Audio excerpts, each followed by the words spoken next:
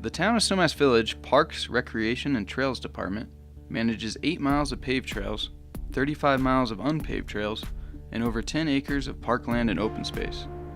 If you've been out enjoying some of these excellent recreational opportunities, you know that some of the most beautiful landscapes are right here in our backyard.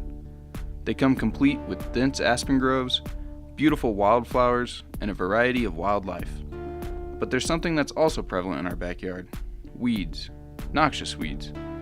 Chances are you have noticed a lot of these weeds on public and private land, and they have earned the designation of a noxious weed because they don't belong here. Overall, there are 24 species of noxious weeds in Snowmass Village, which are notoriously aggressive and attempt to crowd out natural vegetation. This presents a big challenge for the town of Snowmass Village, and each year the town spends tens of thousands of dollars attempting to control this noxious weed population. Now, Paul Schreiner, an expert in noxious weed management, will explain the town's battle against these intrusive weeds and how you can join the fight to save our natural ecosystem. So these noxious weeds are non-native to the United States. They're non-native to the continental North America. They have no native enemies to keep them in check. They have no natural enemies. They did not evolve on this continent, and so that allows them to basically take over. They come from environments that are very similar to what we have in Colorado, Afghanistan, the Eurasian steppe, all of these areas that are very similar. What we're really looking to do is try to manage these noxious weeds in a way that's healthy for not only us but also the environment. So we as humans have really helped contribute to this problem. Our disturbance within a native environment has allowed that resilience in that native environment to be broken down, and so we have a lot of noxious weed infestation because of our disturbance. What we strive to do is to try to return the balance of our native ecosystem to a normal functioning environment.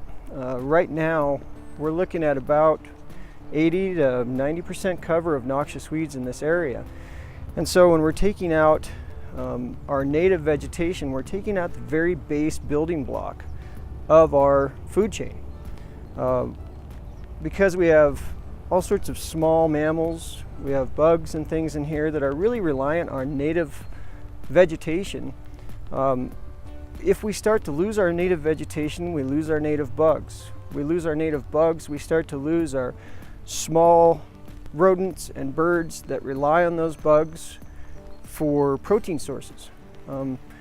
Once we lose our rodents and our birds, it moves up the food chain. We start losing our raptors. We start losing our predators. We start losing our herbivores too. One of the biggest problems with noxious weeds right now is truly awareness. Within the town of Snowmass Village, for the last 10 years, we've been aggressively fighting these noxious weed species.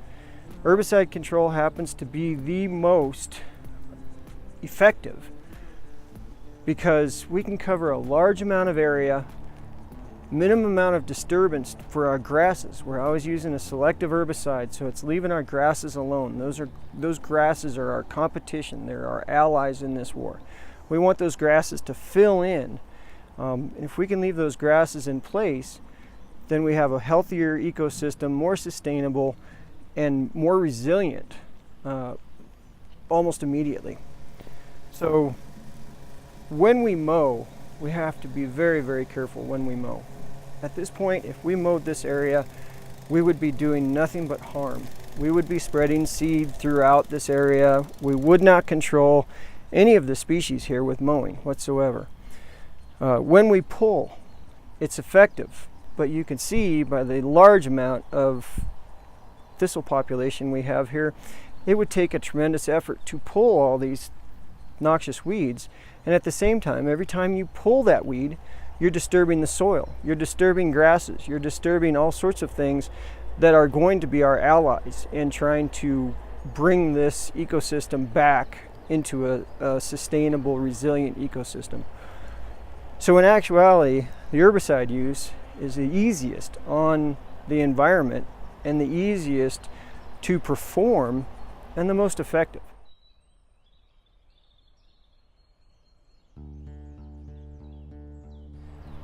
We have about 6 different species of noxious weeds in here. This particular noxious weed, plumeless thistle, has the capability of putting out about 60,000 seeds per plant. Once these seeds are produced, they're viable in the soil for upwards of, say, 35 or 45 years. And so once you have a noxious weed infestation of plumeless thistle like this, you have at least 35 or 45 years worth of management. This is oxeye daisy. It's one of our many ornamental noxious weeds within the state. Key characteristic for oxeye daisy are the very small leaves on the very top of the stem, normally less than a ½ inch in length. And you see that divot in the center of the flower. Scentless chamomile, this plant in front of me, can probably put out about 150 to 200,000 seeds this year. It's an annual. Those seeds will be viable in the soil for up to 5 to 6 years. Canada thistle, this small flower back here, thistle flower that has the lavender flower tops, what you see on top is only 1/10 of the biomass of that plant. The other 9/10 is underground, 12 to 15 feet, and out another 12 to 15 feet from the original plant. Pulling is definitely not an option with this plant. So you could pull all day, and really all you do is you make that colony mad and force it to spread through the root system even faster. We have common tansy, which is a creeping perennial. It will continue to spread and spread and spread underground. You're looking at a hound's tongue rosette. That's the first year of the hound's tongue's life cycle. And then this is the second year of hound's tongue's life cycle, where it flowers, sets seed, and it will die after it's set seed. It definitely is transported by those birds. They'll stick to any fur, pants, socks, pets, you name it. Hound's tongue is actually poisonous to horses. After a horse cumulatively eats about 40% of its body weight of hound's tongue over the course of its life, it will destroy its liver. When elk or deer walk through here, those burrs readily hook onto their fur and they're transported up to their bedding areas. This is poison hemlock. It's a biennial.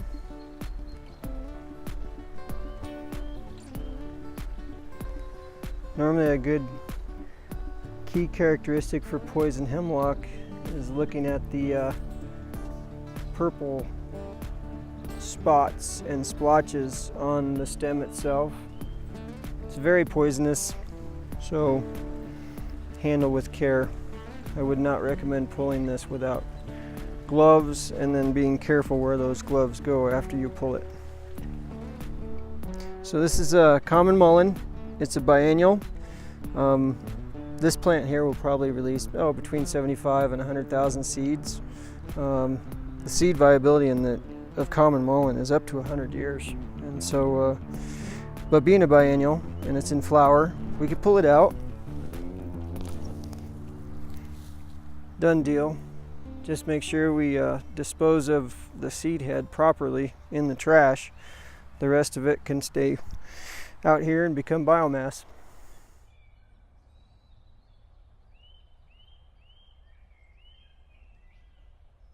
These biennial weeds, especially the plumeless thistle, you can actually come through and pull this plant, and as long as you get within about 2 inches or so below the ground level, you've effectively managed this plant.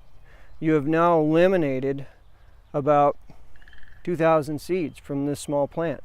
Now remember, you have to throw this away. You cannot let it drop. If you let it drop, there's enough energy within this plant to still produce viable seeds on many of these flowers. And so as soon as you pull this plant, find each and every bud, break it off, throw the bottom away on the ground. That's fine, that's biomass. But make sure we take the reproductive part with you. Put it in a bag, whatnot. You don't want to put these in your compost, because all you're doing is spreading these seeds into your garden. You don't want them in the chipper, run through any chipper, because now they're going to be spread to someone else's garden. So remember, the biennials we can control. As soon as you move into the creeping perennials like Canada thistle or common tansy, that's when you need to actually pull out a big gun like like an herbicide. So when we're using an herbicide in this area, we have to take into consideration what soil type we're dealing with. We have to take into consideration what water table we're dealing with. We have to take into consideration a lot of different factors. The safety of the environment is key for us when we're using any type of herbicide on site.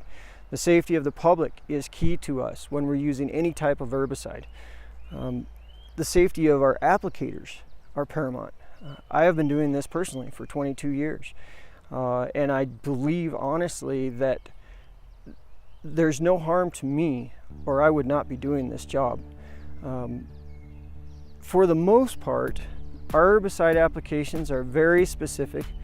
If we have a large infestation like this, we will come in here and we will knock a lot of this infestation out. What we're talking about in terms of percent cover of noxious weeds within this one small area is about 85 to 95% cover. So when we come in and treat this area with an herbicide, we're going to leave holes. It's not going to look very great. It's aesthetically probably not very pleasing. But we have to move beyond the aesthetics of weed management. We don't manage these weeds because of aesthetics. It's really an ecological imperative that we get a handle on all these invasive species while we can. These species are so prevalent and they are doing so much damage to our native environment at this point that we're quickly losing the ability to actually manage these species in a way and stay ahead of them before they take over a lot of our native environment and put a lot of our native plants and animals out there in peril. Left unchecked, this noxious weed problem will quickly spread and quickly move. Now maybe not so quickly in terms of human years, but in the next 40 years we would see the whole town of Snowmass Village, this whole valley, all the way up Aspen, all the way down to Carbondale, we would see nothing but noxious weeds if we don't do something about it now. For the past 20 years, I've been managing noxious weeds within the state. I've been managing them at the county level, I've been managing them at the private level. I've seen real success stories just by going out and everybody doing their part. I've seen huge successes in terms of weed pulls. I've seen huge success in terms of herbicide application.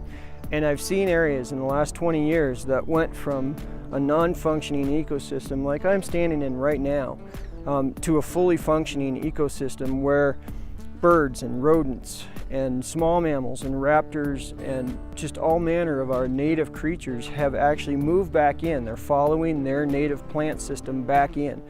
Right now in this area, if we had 40 acres of this that looked exactly like this, our native ecosystem would just disappear. That 40 acres, it might as well be pavement because the critters that live here just don't use it. They won't use it. Noxious weeds are such a critical issue across Colorado that the state passed the Colorado Noxious Weed Act in 1990, which states, "It is the duty of all persons to use integrated methods to manage noxious weeds." Simply stated, this means that all property owners have a legal obligation to manage weeds. The town of Snowmass Village will continue to fight and control the noxious weed population on public lands, but we can't manage our local ecosystem without your help. Visit tosv.com to learn more about what you can do and what resources are available to you to control noxious weeds on your own property. Also, if you would like to help maintain our open space and trails, the town will be coordinating a community weed pull program. The person who picks the most weeds will win a free membership to the Snowmass Village Recreation Center.